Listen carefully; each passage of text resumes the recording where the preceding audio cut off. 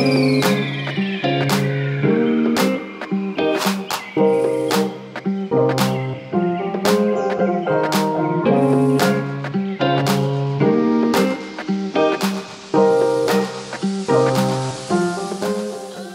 everyone, and welcome back to the Athleticademix podcast. Me speaking is Robin in Sweden, and in the UK, I have David with me. Welcome, David. Hi, everybody.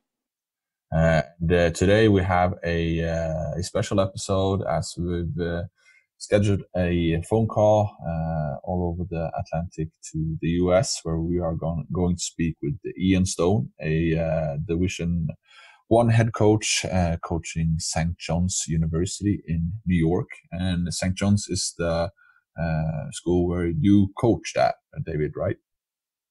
Yeah, that's right. Yeah, I spent 2 years there at St. John's as a graduate assistant coach on the men's soccer team, and then was fortunate enough to study my master's there too. So a place I know really well, and Coach Stone is someone had the pleasure of knowing quite well whilst I was there, and have kept in good contact with ever since. So really excited to pick his brains and speak to him today, and hopefully the listeners can get some great tips and insight into what a college coach looks for from a recruit, and the layout of the recruiting process. Yeah, I'm really excited for this as well. And for you who are about to listen now, we're going to first and foremost focus on the recruiting part of it, what you can do in order to maximize it for yourself. So this episode is for you to learn and for you to take advantage of the things you hear Coach Stone telling you. All right, so let's call up Coach Stone.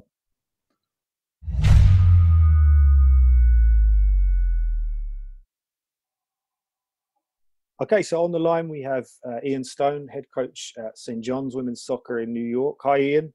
Hey, Dave. How are you? Yeah, very good. Thank you. Yourself?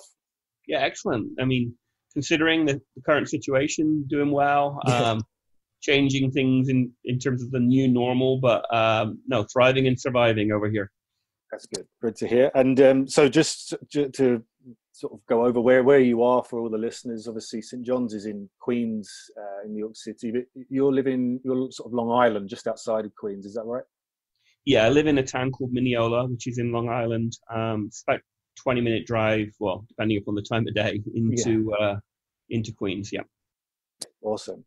So yeah, and for those listeners, obviously might know already that I was at St. John's myself, as doing grad school for a couple of years between 2012 and 2014. And although I was on the men's side of things, I was fortunate enough to work alongside and see Ian pretty much every day for those 2 years. So he was a great help for me, and we had a good friendship there. And it's been great to kind of carry that on ever since now, and hopefully send some Athleticademix athletes over to him in the very near future. That's the plan anyway.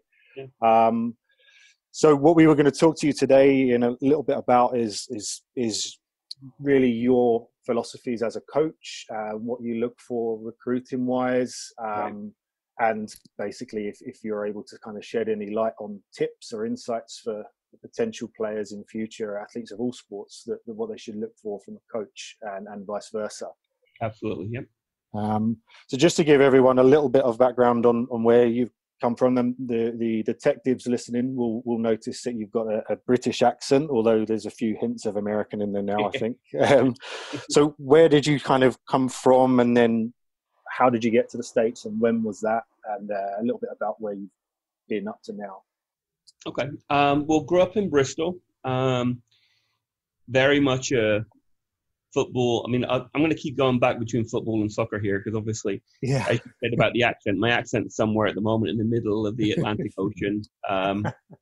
It went from Bristol to then London when I was in college, and now there's a bunch of American in it as well. So, grew up in Bristol. Dad was as a young kid, he was a very active local footballer, and so, as most little boys in England in that situation grow up, I'm dragged along to games. Obviously, at a young age, I'm not really necessarily watching what's going on. I'm having a kick about with my mates or anybody else I can find. he then went on to, as he was finishing his playing career, getting into managing and coaching. And so then I'm dragged along into the changing rooms to kind of watch what's going on there and on the bench with him. And so had the opportunity as I went through high school to get more into playing in various sports, but then pretty much at the age of about 14, 15, thought I wanted to be a PE teacher. And that was really because of a lot of the influences and the role models I had. So went to what is now Brunel University, was before I got there Borough Road College, and when I was there West London Institute, and did a physical education degree there. That's where I grew up. I grew up in Uxbridge in Hillingdon. That's my literally used to walk past Brunel by my house. So yeah, I know it well. Okay, yeah. I mean, which was fantastic. It was a really good teaching degree, and basically that a lot of the players that played for the college team there had the opportunity to come out to Long Island in the summers and working in camps. They were called Long Island soccer camps. Then it changed to Noga soccer camps. So did that literally for a couple of months each summer when I went through college. Had the opportunity then after teaching for a year, because at the time we had to do a probationary year. So taught at a old boys school called Isleworth in Zion, which was right next to the campus. And then came out and worked full time for the camp company, basically doing training of local travel teams and club teams.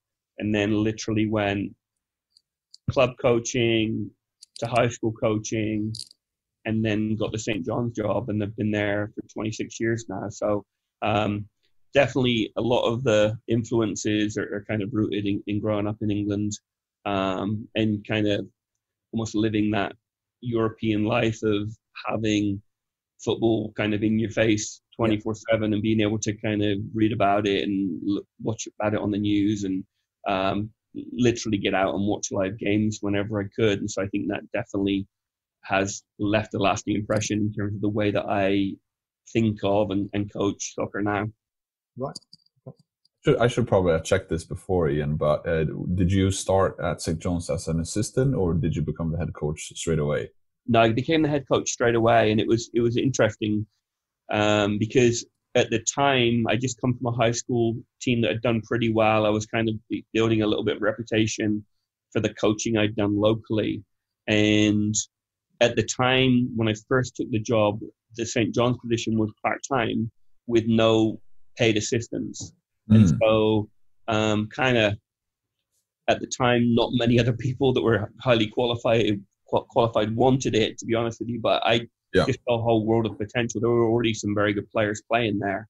And the progression of my program at St. John's in terms of me going full-time and then having one full-time assistant, then two full-time assistants, then like a graduate assistant, it's just been fun for me to kind of be part of, in terms of I've really kind of almost developed the program from very little in terms of the full-time part of it to where it is today, which has been very satisfying. Yeah, I'm very jealous of your job, and if you would explain to the listeners the best part about your job, because being a college coach is a full-time job, and for Swedes especially, mostly of our clubs are non-for-profit. So having a full-time coach is very, very rare in Sweden, especially on the women's side where you coach. What's the best thing about being a college coach? Because it differs a lot from just being a soccer or football coach, I guess. Yeah, I mean, the short answer is, obviously I'm working full time in the sport I am very passionate about and love. But the other part, which I think maybe is kind of like going through a teaching degree, and I'm actually going through a master's degree at the moment at St. John's in counselling. I think to me, these 4 years of university, certainly in my life anyway, were a time where you learn so much about yourself as a person and change so much and really form your identity as to who you're going to be for the rest of your life. And I think having the opportunity to be able to help and guide and mentor young players and people that are going through that, for the most part, 18 to 21, 22 years of age, I get as much enjoyment out of one of my players going on to become a doctor or to become a lawyer now, as opposed to someone that goes on to play professional football. Like, to me, it's really an opportunity for me to try to help someone achieve their full potential in whatever field they want to go into. Yeah. Okay. And then in terms of that as well, obviously you will have seen, it must be in the hundreds of now of players over the times that you've been there, and they've all gone on to various things, and obviously then coming back round as they call alumni, and bringing their families back to games. That must be quite a special experience, because they're always bonded to that program and to you, as you've been there for such a time now. So I can imagine how that is something that becomes a little bit of a more than a job, really. It's a vocation or a lifestyle, isn't it? Yeah, and again, and once you've been, like in my situation, I've been fortunate enough to be at St. John's for so long. There's a lot of people that have gone through the program, and it's an interesting one, because you see a lot of people in my profession that will kind of move on every few years, and whenever I've thought about it, that's what kind of brings me back to, okay, listen, you've impacted these people, hopefully positively. Now you get to meet their families. Now you kind of get to know them. Like, when I first started coaching at St. John's, I think I was in maybe like my mid-20s. And so that's those relationships now, where I'm kind of interacting with people that are in their 40s that played for me. As you said, it's just such a special bond, that's kind of why I have so much pride in what I'm doing. I think in that I'm not only kind of coaching and working for the current players, I'm also very conscious of the fact that there are a bunch of people that have come before them that have a lot of pride in our program as well. Yeah, absolutely. Okay. Well, we asked a number of the listeners, both in Sweden and in the UK, Denmark, everywhere else as well, to kind of write in with some questions, which we'll bring in along with some of our own. They're not too personal, Dave, because I know you and I know some stories about each other. So we'll keep them pretty light. Yeah, we'll kick off with some of those, as again, it's kind of going on from what we were speaking about anyway. But in terms of, I guess, the sort of first one we were asked to speak about is from your philosophy as a college coach, and an experienced one at that, is what does the college experience offer an international student in the US, and why should they entertain the option of going out to America to compete and study as opposed to staying in their home country? I think, obviously I'm a living example of it. I've always been somebody, actually when I was younger, there was even thought about maybe doing something like a career in travel, like a courier or a translator or something. Not that I can speak any Swedish, I'm sorry. Those people and so I think just the benefits of traveling and kind of immersing yourself in a different culture, I think is something that is very much a positive.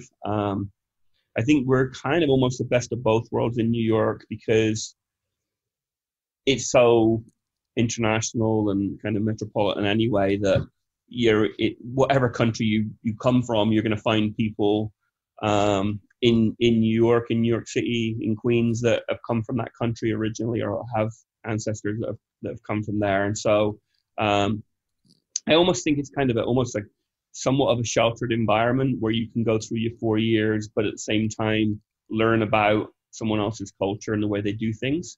I think from a student athlete perspective, again, I'm not in any way kind of putting down the way it is in England or Sweden or Denmark, but to me, if I'd known what I know now back when I was 17, 18, to me, there's no doubt I would have ended up playing my soccer in an American university, just from a point of view of that there's just so much more support and so much more finances put behind it. Yeah. I think especially on the women's side, where they have the law called Title IX, where it's a gender equity law, where I feel, and I know it's getting better, but I feel bad for young, great female soccer players in terms of they don't get the same support as a male player will be. And I think it's as close to a professional environment as you can get for a young female soccer player, but you have the added bonus that you're going to get a degree out of it as well. And ideally, this is where Dave and Robin come in. You get most of it paid for, if not all of it paid for. And so I think that's the rationale behind why I would push for taking that chance and kind of making the most of that opportunity if you have it. Yeah, I definitely sign off on that. I stumbled across the college pathway, and I cannot agree more. And then if you look at a Danish player or athlete or a Swedish athlete, I think the adventure of going to the US, it's very scary because of the language barrier. Also, I'm not saying it's easier for a British athlete, but I think the barrier makes it a bit tougher, a bit more scarier maybe. And if you look at your, not maybe coaching philosophy, but in terms of team chemistry philosophy, how much emphasis do you put on the individual? Let's say you have, I know you have a Hungarian on your team now, for example. Do you help the internationals a bit extra? Do you work a lot in individual meetings? How do you work that in order to break the barrier and make the internationals to feel at home at St. John's? Yep. Well, I think, again, as I mentioned before, I think it's a little bit easier if you are in a big city, especially kind of near New York as we are. But yeah, I completely understand where you're coming from in terms of, even if I travel to a country where I don't naturally speak the language, there is a little bit of a almost fear. And that was actually the case. You mentioned the Hungarian girl. That was the case with her initially. She, in Hungary, wasn't the best student because she was spending a lot of time with national teams and she wasn't in school as much, and it wasn't as much of an emphasis in her life. And so then, as I'm sure a lot of the people that are listening might go through that SAT exam, and it's difficult because it's not your first language. And so she was fortunate enough to kind of pass or get a high enough score on the SAT to then be eligible. Most good universities with people in that type of situation will put them in English as a second language classes to begin with. And so she very much benefited in that the education was kind of coming at almost her pace, as opposed to just being thrown into some classes where she doesn't understand the terminology, but she also doesn't understand the language that well. And again, it's always going to come down to the individual in terms of how hard are you prepared to work at it. She actually, believe it or not, just ended up as being named Academic All-American in her senior year. She's coming back next year as well. It really is kind of a testament to not only her, but also the support system that's behind it. Yeah, and I think a lot of people, or I know, I'm not going to say I know how Swedes think, but I can only imagine how many people think that, when I come to the US and they hear that I have a Swedish accent, people will start laugh or laugh when I say something wrong. But my opinion or my experience is the other way around. When I started speaking English, people were like, "Oh, what's that accent?" And I said, "Oh, Swedish." And then you suddenly were the popular one there because they wanted to know about Sweden. And I think a lot of when you're nervous about this adventure and you want to weigh the positives against the negatives, I think this one for many is a negative, saying, "Oh, the language barrier will be too tough." But they forget that for many who's in the US, that's actually the positive part, that people are curious to hear about you. They think it's exotic, and not many Swedes get called exotic, but I guess we are in the US. But I think a lot of people actually forget that they think that people are going to laugh at me while speaking in the class or such, but I think it's the other way around. That's my experience of it. No, I agree. And I think, I mean, to me, England, Sweden, Denmark, all those countries' academic systems are very good. And so it's going to kind of make it somewhat easier for you when you get into the American university system, because you've already got a great background anyway. And again, like literally, I'm sitting in a St. John's class. There are people from all over, like ancestry from all over the world with all kinds of different accents. And so I do agree with you, though. I mean, Robin, it might have been, though, that you were pretty good looking. And so as a result, people were actually kind of asking about the accent. Wasn't quite the same with me in my case. I'm only joking.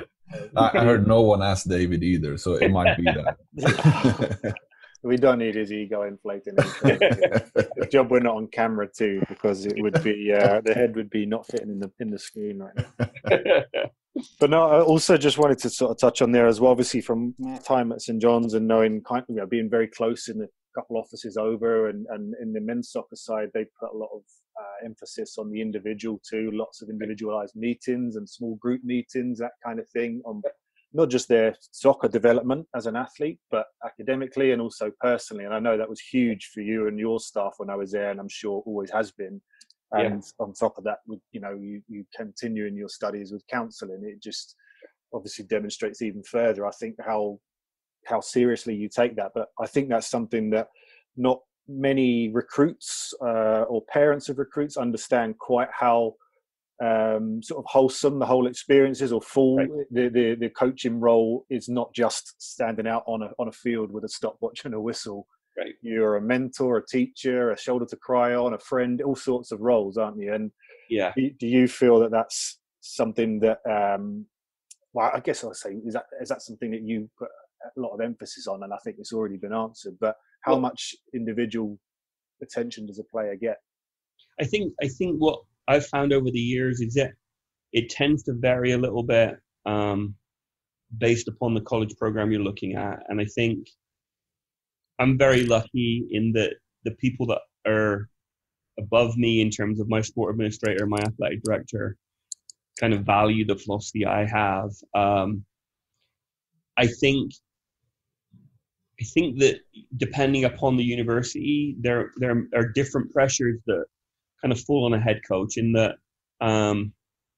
there literally are a bunch of university coaches out there that are going to get judged purely by wins and losses. And if they don't win enough games, they're going to get fired. And that's reality. And it's kind of been even more the case recently with women's soccer, Division I women's soccer.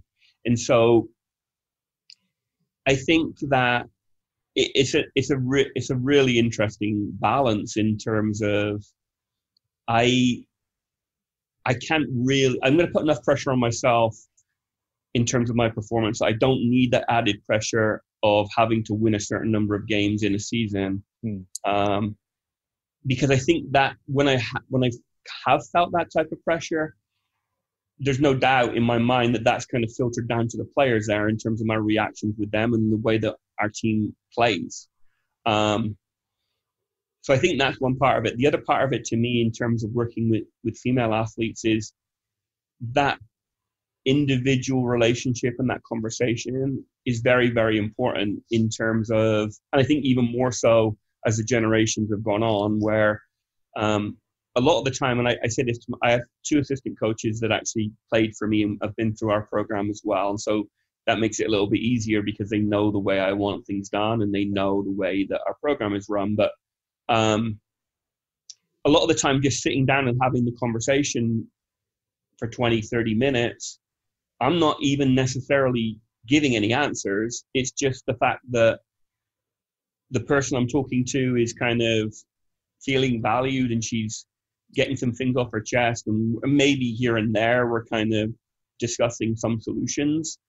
But I think that's a huge part of any coach's job or manager's job in terms of that relationship with the player. In I guess from the other side of it, when it comes to then us playing in a game or us being in a training session, a lot of the players on my team, if I don't have that conversation, or if one of us on my staff doesn't have that conversation, they're going to be bringing that stuff to the practice or to the game, which therefore is going to affect the way they perform, which isn't really helping me, them, or the team. And so, again, I think it's just a natural kind of progression for me. The beauty of our situation is everybody's, well, hopefully pretty soon, there on the university campus 24/7, where we can sit down and we can have those conversations. But I think that's a big part of why maybe I've kept the job for so long, in terms of that's always been the way I've done things. And again, some of my colleagues are successful by not doing it that way, by kind of literally making it almost a professional environment, limiting people's roles on the field, not necessarily investing as much into that personal relationship. So it's kind of each to their own. But I think that's important in terms of, if you're looking at a university, find out what the head coach's philosophy and how that program is run. Definitely. Yep. Yeah, nice. And all right, so let's move on to talk a bit more about recruiting.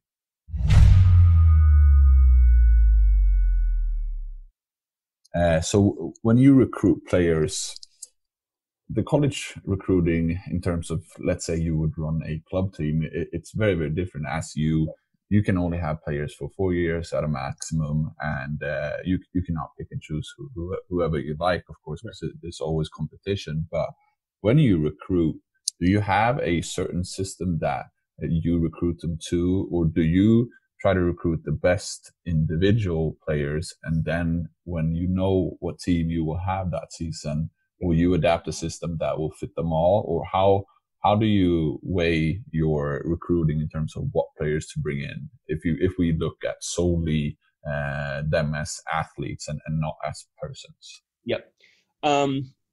Again, this comes down to philosophy of coaching and what you want out of your program, but obviously somewhere in there you want to be fairly successful with it too. I've always been somebody that believes in playing football, playing soccer the right way, in terms of I'm going to need players that are technical and skillful in all areas of the field or on the pitch. I think that's probably going to be the first part. I mean, obviously, it can't just be all about that, because obviously we've all seen really skillful players that maybe aren't fit or maybe aren't athletic enough to be able to be successful in the American college system. I'm kind of I'm open-minded when it comes to am I recruiting based upon a style of a system of play, a style of play. I think the style of play, we have to be able to, for the most part, the term they use in America is play through the lines. So play from the back, play through midfield, play to forwards, as opposed to playing more direct. And so I'm very conscious of that when I'm recruiting.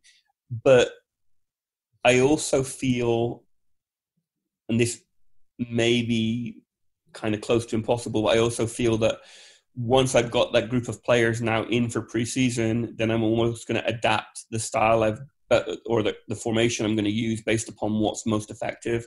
We'll normally prepare to play out of a 4-4-2 and a 4-3-3. We will play 4-5-1 every now and again. And I normally, like, my optimum roster size is 27. So I should be able to have players that can play out of all those systems. But again, as an individual, sometimes you'll recruit a player because she's versatile and can play a few different positions, or you see some things in her that you feel that she's going to be coachable enough to kind of be versatile. On that point, the best player that's ever come out of our program, Rachel Daly, was an outside back, was a fullback playing for Lincoln Ladies in England when she came to us. And when she played for us, she played as a forward and ended up being our all-time leading goal scorer, scoring 50 goals in 3 years, becoming an All-American, and then getting drafted high to be able to play in the NWSL. So, I mean, again, that makes me sound like a genius, which is absolutely not the case.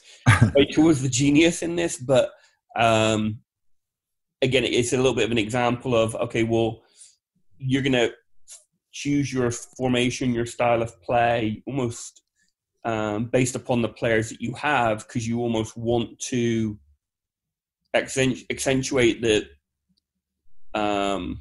strengths in your team. Like, for example, Rachel, at certain times we played her as one of two forwards, but we played another forward with her that was going to be able to hold the ball up and kind of was a good passer to be able to get Rachel in goal scoring situations.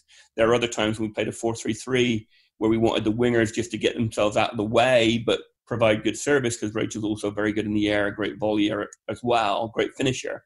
And so obviously the situation we're in, where everyone's going to get to watch all of our opponents can actually watch all of our games. And so in terms of video exchange, so you need to kind of have a few things up your sleeve to be able to change tactics, as the season goes on. And it's a difficult challenge in terms of we're trying to get a lot of information across in a short period of time. So I really, from my point of view, need players that kind of understand the game and are tactically good players, because they can do a lot of that problem solving themselves.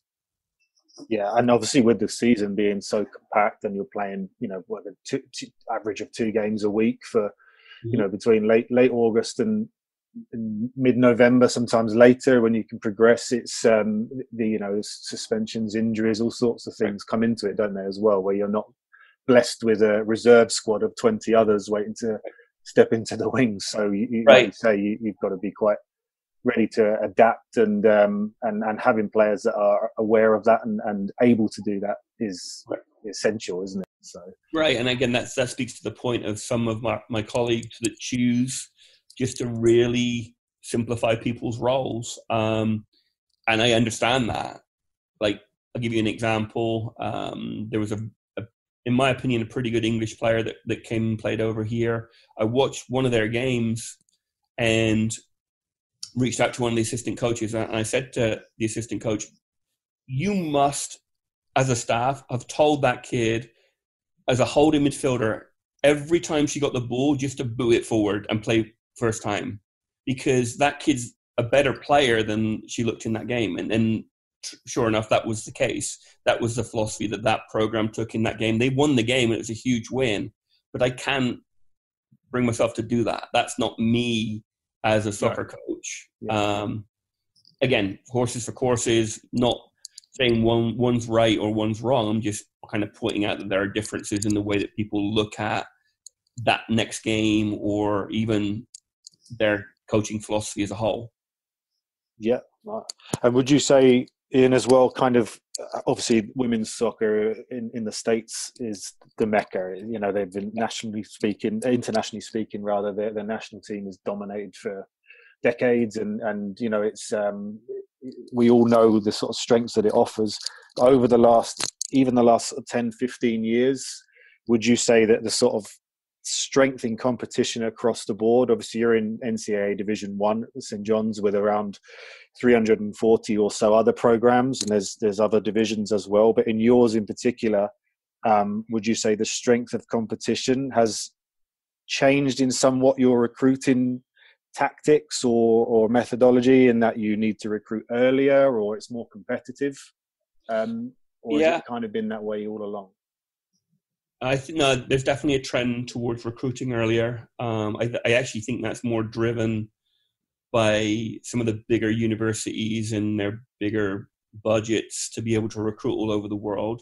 And I'm not completely convinced that I love it. I mean, the NCAA has actually made some strides to slow it down, which I think was necessary, in terms of you're asking people that were like 14 years of age and their families to make a decision as to what they were going to do in 4 years' time or 3 years' time, which that kid didn't even know what her favorite flavor of ice cream was, let alone what university she should be attending.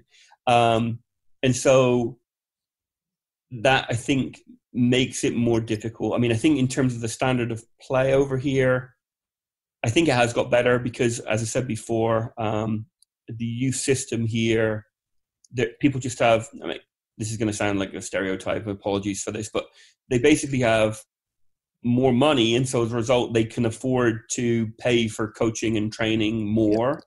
And so as a result, there are more people making more money, and so therefore more players that are playing. But I think my frustration a little bit with the youth system in this country is basically anybody can coach, and there are some coaches that aren't great. And so as a result, that's going to obviously affect how good that player becomes. And I think the other part of that is, to me, American players don't watch enough soccer. They don't watch enough of the great teams, men and women around the world, to be able to really build their tactical understanding of the game. And so that, to me, is the beauty of growing up in England or Sweden or Denmark, where that's, well, not right now, but generally that's on TV the whole time, and that's kind of the culture, and you're down the pub and you're talking about it. And I think that's one of the reasons that I would recruit international players, because they would bring that soccer IQ is a term that is used over here, but the knowledge of the game, which is certainly going to help you, especially as you said, Dave, where it's a short season and you can't prepare as much as you'd like to. So it's going to come down to that player making the right decision and being able to figure stuff out themselves. Yeah, and game management and things in overtimes and last few minutes, holding on to a win or whatever needs to be done. I think that's something I could speak to Robin, I'm sure, as well, from as a player out there and in coaching. Is it's a universal kind of comment to say it. There are, of course, exceptions, and I played with some supremely sort of smart, intelligent, tactical American players as well. But on the whole, it was usually the internationals that could help know what to do tactically or strategically in games, for good or for bad sometimes, but to get the results needed. And that's where the Americans were slightly lacking, in my opinion, but then they would always tend to trump the internationals on things like athleticism and strength and that kind of thing. So or competitiveness and competitiveness to an extent.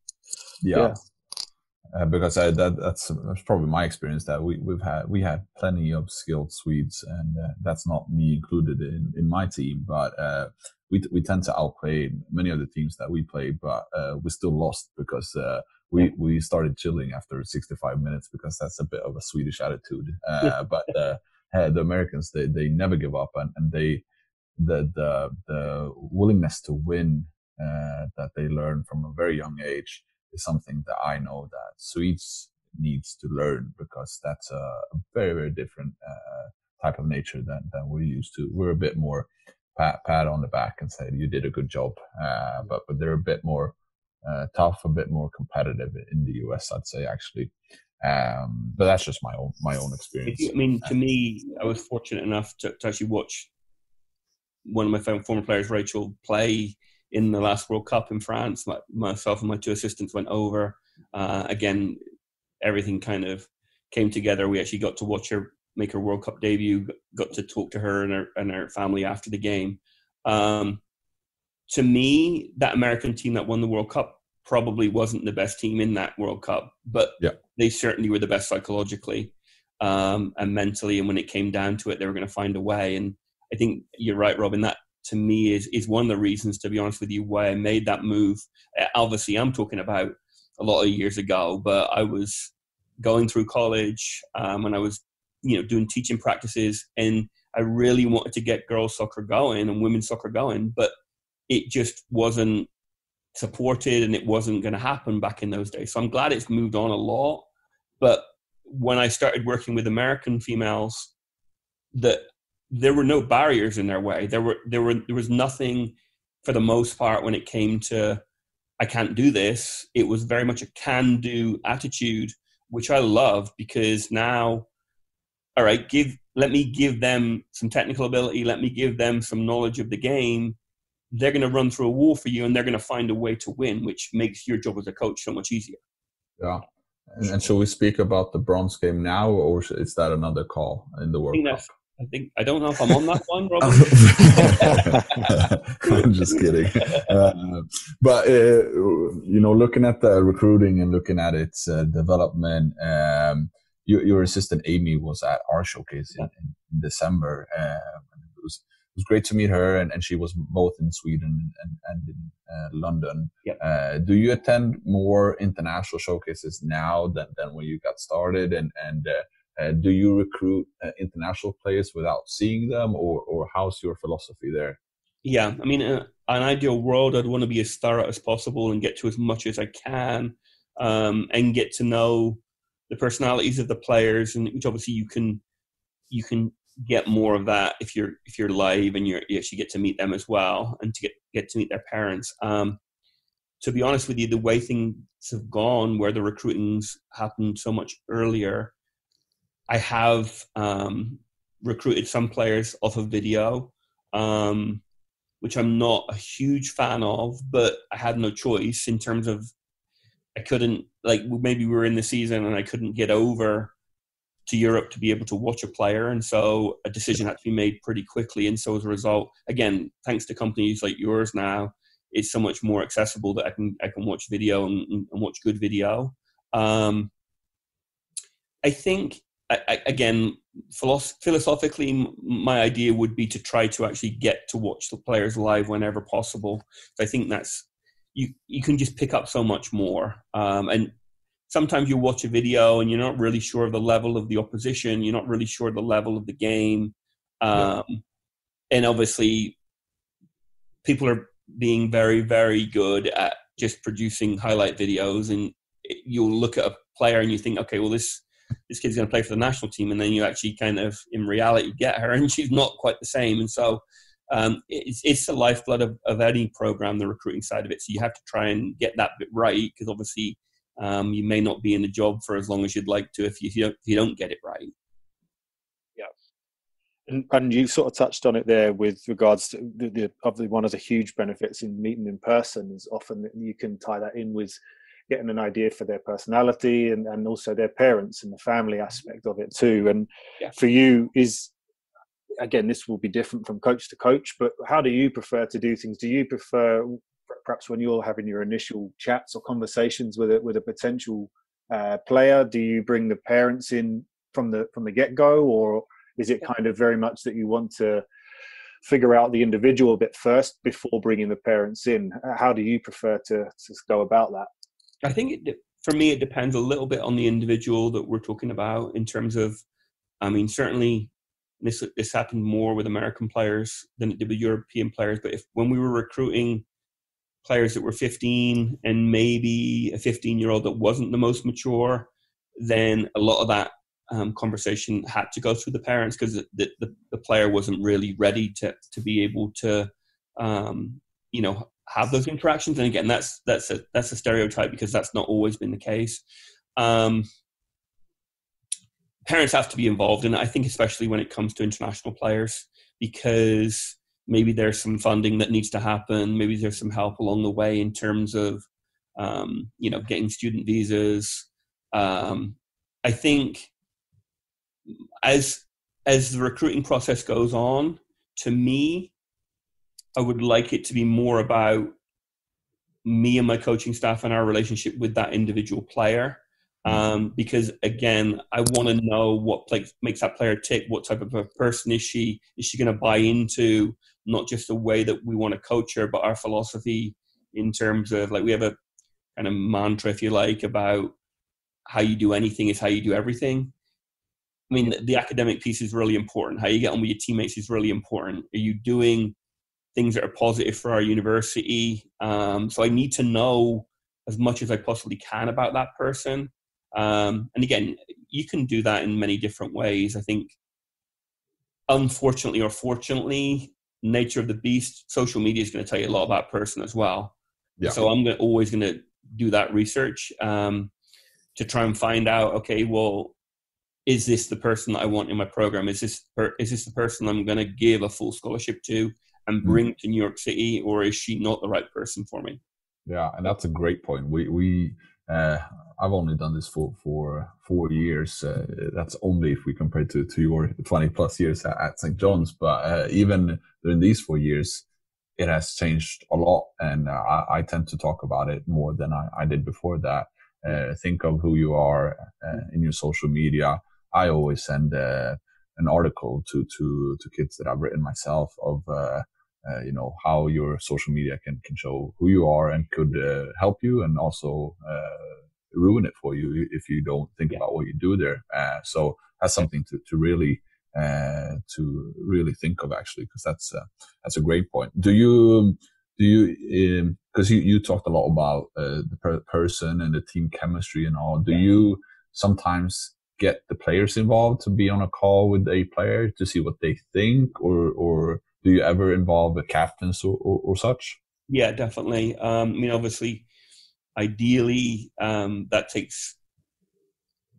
goes on in a visit where we'll always put our players with our recruits, with our other players, so they're actually kind of staying with them. But we'll always get our upperclassmen players, so juniors and seniors and captains, involved in that visit as well. I think actually I think NCAA has just changed the rules at the moment and say you can get players involved in phone calls. Like, so my current student athletes can be on phone calls and Zoom calls when it comes to recruits now, which I think again is a huge asset. Like, to me, that player who's maybe a senior captain for us is the example, ideally, that I want to come out of our program. And so it sometimes is easier for a player coming into the program to see how well-rounded she is, to see not just what a great soccer player she is, but what a great person she is and how she's matured well enough to be able to be successful in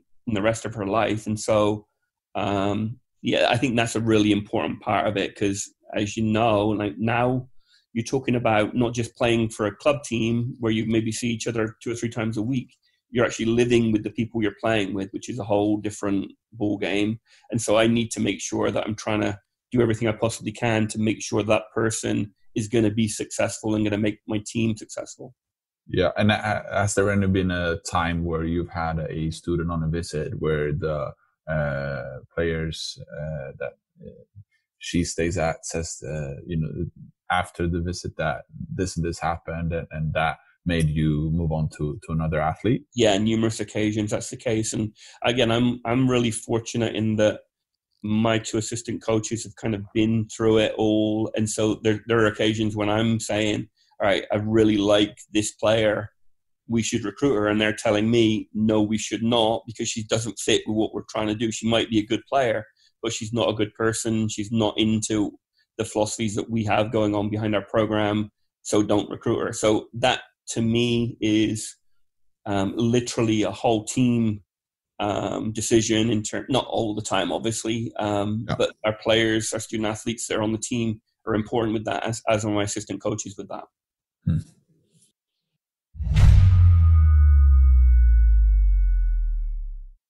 So I guess we're kind of getting into towards the end of the call. So we really appreciate all this info, Ian. It's extremely insightful for us. We've had some of the questions from some of the followers and our clients as well, and kind of a few of them wanted to know positionally what the types of things that you put as key priorities and what you look for. So I know that you could talk for hours on each position because there's just so much, but we were going to kind of ask you from your perspective on, for example, for a goalkeeper, defender, midfielder, and a forward, those positions, what would you say are kind of the 3 biggest attributes that you would need ticked as an absolute for them to be a recruit for your program, starting with perhaps a goalkeeper? I think, the goalkeeper one's a difficult one from a perspective of there are a lot of really good goalkeepers in America. And so, and I don't know about you two, but the first time I saw a bunch of girls playing basketball in America, it blew my mind in terms of just how good they are with their eye-hand coordination. There's a bunch of players on my soccer team that are fantastic basketball players. So I need a goalkeeper that is athletic. I'm only short myself, but height makes a bit of a difference in terms of having had some really good goalkeepers that weren't that tall. it got frustrating where things kept going in top corners and bottom corners. And so that obviously plays into it. I think a goalkeeper in our system has to be good with their feet and be able to distribute well and play out the back, because we'll play back to the keeper a lot. And I think a goalkeeper has to be a great organizer and a great communicator. I don't know if that was 3. That may have been more than 3. But We'll let you off. That's good. I think those would be the philosophies I would have on goalkeeping.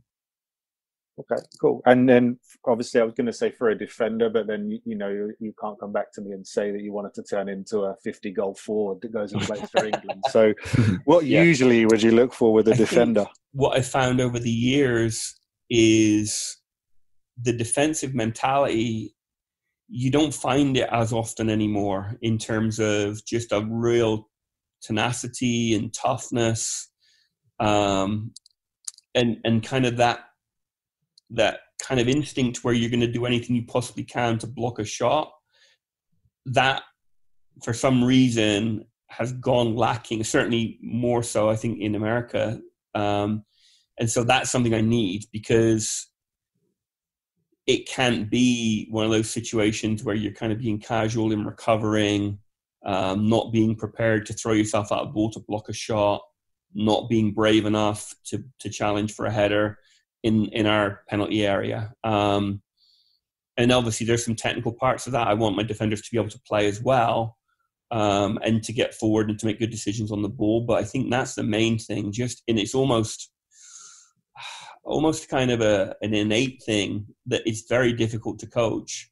You either are prepared to make that sacrifice and that's important to you, or you're not. I've tried to coach it and it's near impossible to coach. Right. Okay. No, that's fair enough. I would agree with that as well. I think, would that be much the same for midfielders as well, in terms of it's a mentality thing that you obviously there's other technical aspects that might suit that area a little more so, but would you say the mentality and psychology of it is a big part of what you look for there too? Midfielders for me, and again, I'm kind of putting them into categories here, but I want to have a good balance in my midfield. If I'm using 4 in midfield or 3 in midfield or 5, in that I need some players that are going to be great defenders and great ball winners, are going to be disciplined in terms of, a holding midfielder that's going to kind of shield in front of the back 4. No doubt in the American game with the substitution rules that are as free-flowing, that most midfielders need to be pretty fit and athletic. I tend, and we have 3 at the moment in our program, which is probably too much. I tend to love an attacking midfield player that's creative and that can score goals, but can also, pass well and has great vision. I struggle a little bit more with wide midfielders at the moment. I've got people that can run up and down, but I don't have players that are as complete as I'd like them to be in terms of being great defenders and great attacking players too. And so that's why I've tended to play more 4-3-3 than 4-4-2, because I don't find enough great wide midfield players. But again, I would want to, whatever I'm putting out there as my starting group or as I'm rotating through the game, I definitely need balance and all types of different players in our midfield that are going to complement each other.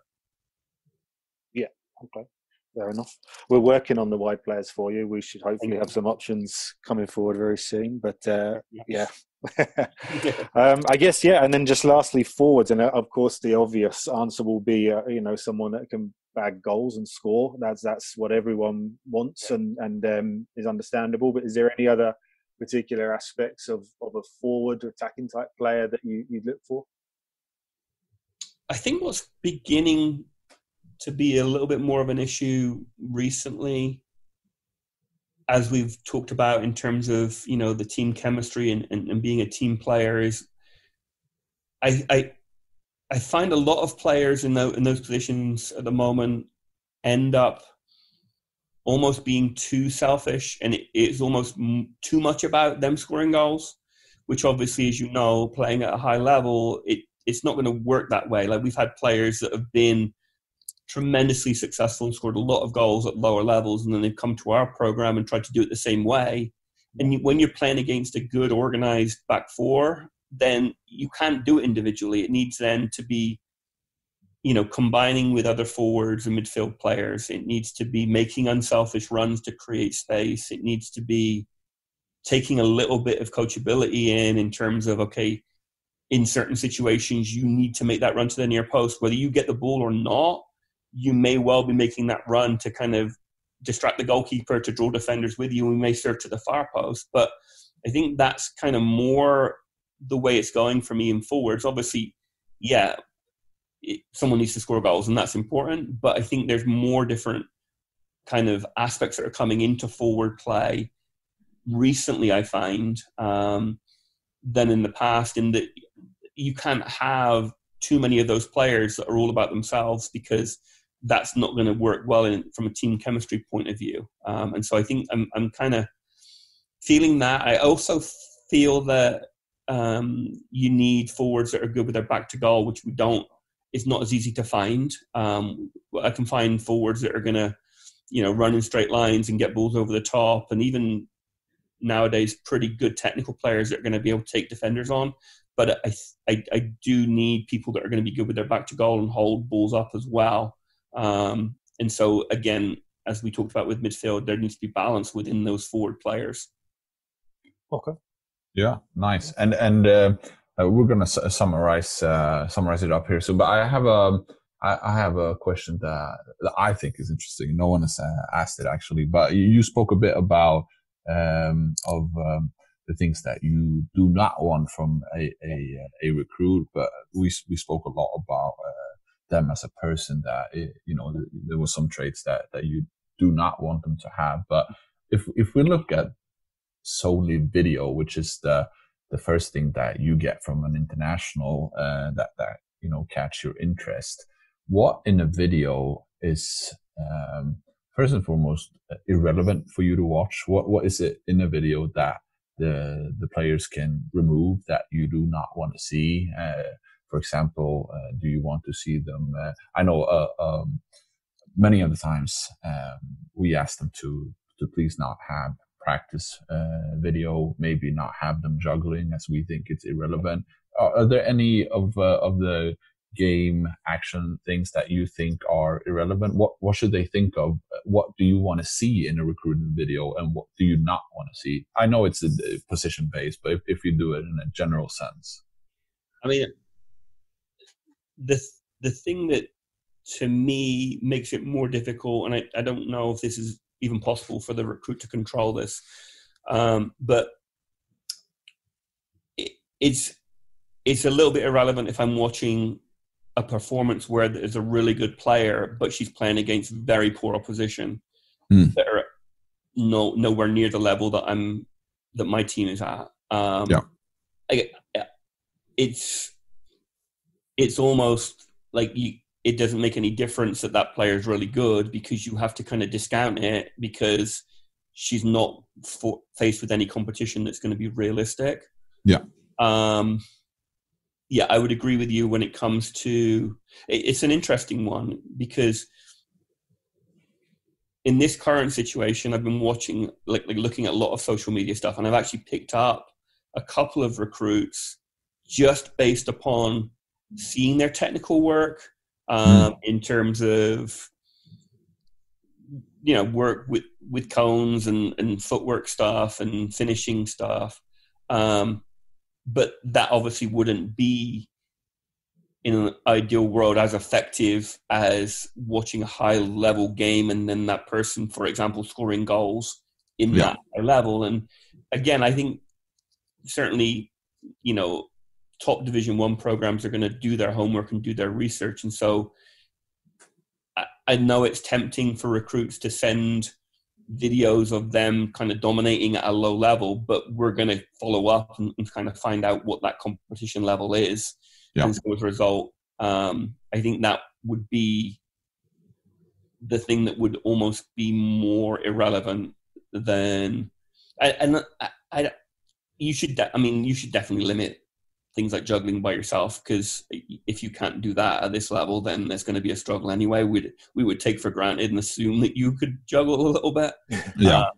But those would be the areas, as you alluded to avoid. I think just doing technical work just by yourself, and give me kind of a video that's going to show me some real competition and something that I can kind of relate to and ask questions of people in that country that know the game and know the level. You know, I mean, you guys know, you've been doing it long enough and you know the game well enough to know what I'm talking about. Yeah, but it's a valid point that you know, you need to get some type of reference, and you can only trust an agency so much, but you also need to see it, and if they play or if they have video on a low level banging in goals, it doesn't make any difference. And I think it's a very, very valid point. Have you ever, you know, watched an international video where you just felt straight away that, wow, this is what I want? And for you to describe this is probably impossible to describe, but the it factor, what in a player makes you makes her stand out for you? What, if you can name one attribute, what is it that makes you feel like, wow, I need her? I guess it's not speed, I guess it's not strength, but the it factor for you at St. John's, what is that in terms of football? I think that's a really interesting one, because I think all these things we talked about right at the beginning in terms of my background in the game has now got me to a point where I can recognize that it factor, although it's very difficult to try to describe what it is. Yeah. And again, that's going to be down to each person that's making this recruiting decision's own kind of philosophy and their view of the game. And so certainly some of the things that we talked about when it comes to the different positions come into play. And certainly I think something maybe that's a little bit overlooked by recruits on occasion is the concept that I may only need players in certain positions for that particular year that they're wanting to come out. And so it isn't that player wouldn't be good enough for my program. It's just I don't need that player in that particular year. Yeah. I think obviously I'm normally going to be coming off of a season, whether it be a spring season or a full season. On this particular computer that we're talking on now, I've got a bunch of our team's games, a bunch of our team's practices. And so there are going to be occasions where it isn't necessarily as much of a it factor from that player. It's an it factor for what our team needs at that particular time. Yeah. And that's a super good point, because that's me and David in this job. We face that a lot. Yeah. You know, the kids have preferences which we want, because we want to fulfill the dreams. They might have friends who played at St. John's that they know they are better, and then we send the profile to St. John's, and you say, I'm not interested. Right. And then we get the question of, but why? My friend plays there, I'm better. Well, because you might have a role that they don't need for the upcoming 3 years, then you're unnecessary in a sense. So this is all about timing, about needs, and finding the right fit. So yeah, that's a really valid point. Which is, I think, why people like yourselves are so valuable in this, because again, I didn't come to America when I was 18 because I didn't know enough about it. And at the time, there weren't the opportunities to kind of reach out to a recruiting agency. And so I just didn't do it. But I think it's important. It's an interesting one as well, because I think the balance has to be right in terms of, a family's going to know their own daughter really well. Yeah. That family's not necessarily going to know what you two know about that particular university in that particular program in that part of the country in America. And so there has to be a balance there between everybody working together to try to find the right fit. And I think the head coach or the coaching staff that's involved in that also plays a large part of that in terms of what do we need at any particular time. So I think there's a whole village that gets involved in making the right decision here. Yeah, there's so many factors, isn't there, to get right, and that's why it does take time, but rightly so as well, because it shouldn't be a decision that any 18, 19-year-old is jumping into too early, because it is such a big part of their life and their kind of development. So yeah, we try and hone in on that and make sure that from the very beginning, before even working with a client and their family, that everybody needs to be on the same page, and the realistic expectations need to be set. And if we're doing our job right in terms of Robin and I, then we will deliver the types of interest and opportunities available that we've spoken about, and that's up to us. And that's what, there's a big element of trust in the family. Well, they put a lot of trust in us, I should say. Yeah. And the coaches then are able to explain that process in much more kind of detail down the line when recruiting. So yeah, we couldn't agree more. It does take a village to kind of get there in that sense. Yeah. I guess just to tie things up and wrap it up on the last point, Ian, and you've answered in so much detail with the questions up to now. So are you saying I'm being boring, by the way? Because that's okay. No, not at all. Not at all. But I guess the last thing we wanted, which was kind of a question we've had from a few people, and one we wanted to finish on as well, was the best advice possible to a prospective recruit, either someone that's considering going to the US, or perhaps they're in the process right now with us, and looking at their options ahead for next year or 2022. What would be perhaps 2 or 3 points to finish off on as advice from your point of view? I would say number 1, definitely do it, because as Fletch, you and I know each other for years, but as Robin kind of talked about in this podcast as well, it's a difficult move. It's a move that sometimes can be daunting, and you're kind of not sure, and there's lots of questions. But again, having gone to university in England, which was fantastic, I would still say take the opportunity to come to an American university if you get the chance, because there's just so many advantages to it, especially from a soccer playing point of view. So I think that would be the first bit of advice. The second bit of advice would be, again, to any kind of, I don't know, players that are kind of looking at this process, whatever age you are, I think it's important that you do your homework and your research, and you rely upon the people that maybe even know you better than you know yourself. Because I'm thinking of myself at 16, 17 years of age, not really knowing myself as much as I thought I did. I wouldn't make that decision just by yourself. I would speak to your parents. I would speak to the people that are involved in the agencies that you hopefully trust. Eventually, you're going to end up making that decision probably for yourself. But I think you have to be open-minded enough to listen to the people around you that hopefully will guide you. And then, I think when it comes down to it, you make an educated decision, an informed decision as to what you think is best. It may still not be the best place for you. You may change so much in that freshman year, or circumstances may change that it ends up not being the right place. So I think nowadays, as you've seen, there's a little bit more of a prevalence of transferring, which you don't ideally want to do once you've gone to university, but that's a possibility. A lot of it's going to be down to more about kind of how do you adapt when you actually get to the place. Is it the right place for you?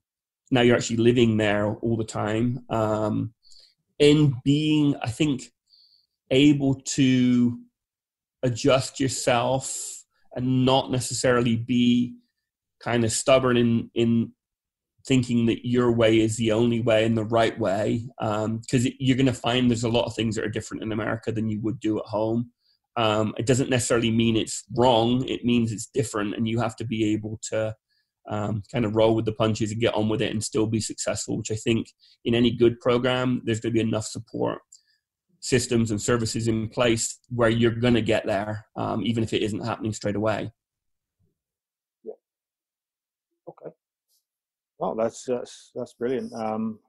I think we've covered so much there, and hopefully for those listening to this, hopefully there are listeners to this. That's the first point. But the ones that are, that I hope they can really take a lot of info and detail from that. And it's so important to hear from someone like yourself who's been in the industry from the other side of the Atlantic for so long, having had origins obviously back this side of the ocean as well. So it's vital for young student athletes to hear that, and parents too, to hear what it's all about, and not just hear it from Robin and myself. It's all very well us saying it. Obviously, we have a vested interest with working in this industry, and it's what we love to do, but it's backed up by your kind of knowledge and experience as well, Ian.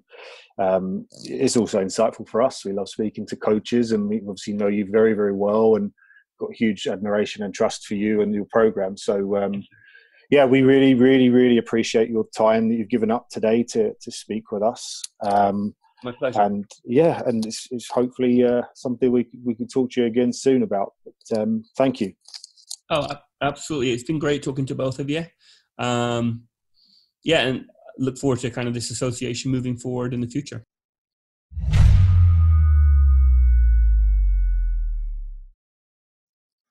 All right, that's it for today. A bit longer episode than usual.